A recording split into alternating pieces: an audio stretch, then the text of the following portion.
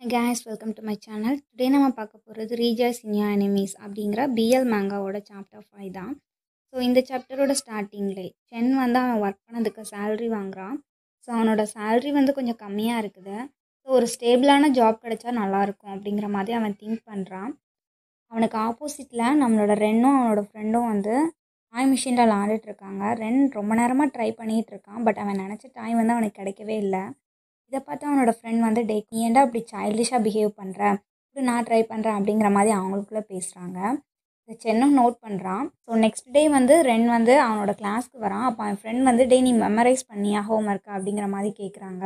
இதை கேட்ட ரென் வந்து இல்லைடா என்னால் மெமரைஸ் பண்ண முடியலை அப்படிங்கிற மாதிரி சொல்கிறான். ரெண்டு பேரும் நான் அப்படி பேசிட்டு வரும்போது கிளாஸ் மானிட்டர் இருக்காங்க. அவங்கள வந்து நம்ம ரென்னோட ஃப்ரெண்ட் வந்து அவனோட ட்ரீம் கேர்ளை பார்க்குற மாதிரி பார்க்குறான். இதை கிளாஸ் மானிட்டரும் நோட் பண்ணுறாங்க. பட் இது எதுவுமே தெரியாத ரென் வந்து குட் மார்னிங் அப்படின்னு எப்பவும் போல் நார்மலாக சொல்லிட்டு அவங்க சீட்க்கு போகிறாங்க. ஸோ அவன் நேற்று ஃபுல்லாக எந்த டாய்க்காக ட்ரை பண்ணானோ அது அவனோட டெஸ்கில் இருக்குது.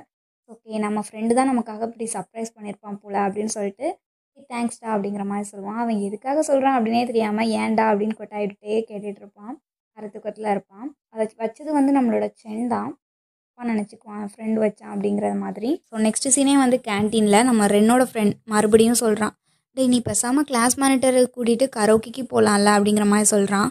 உனக்கு அது ரொம்ப பிடிக்கும் போல அப்படிங்கிற மாதிரி இவனும் கேட்குறான். நீ எங்கே தான் கூப்பிட்டு போகிற அப்படிங்கிற மாதிரி இவன் கேட்க, நான் மூவிக்கு கூப்பிட்டு போகலான் இருக்கேன். இப்போ புதுசாக ஒரு ஆக்ஷன் மூவி வந்து ரிலீஸ் ஆகிருக்கு அப்படின்னு இவன் சொல்கிறான். நானும் உன் கூட வரட்டா அப்படிங்கிற மாதிரி அவன் கேட்க, நீ தான் மூவியே பார்க்க மாட்டியா, இப்போ ஏன் திடீர்னு வர அப்படிங்கிற மாதிரி அவனை பார்க்குறான். இல்லை நான் ஏன் வரப்போகிறேன், நீயே போயிட்டு வாடா, உங்களுக்குள்ள தேர்ட் வீலெலாம் நான் வரல அப்படிங்கிற மாதிரி சொல்லிடுறான். ஸோ நம்ம ரென்னும் கிளாஸ்க்கு வந்ததுமே அவனோட பிட் பேப்பரில் எழுத ஆரம்பித்து நம்ம சென் கிட்ட பாஸ் பண்ணுறான்.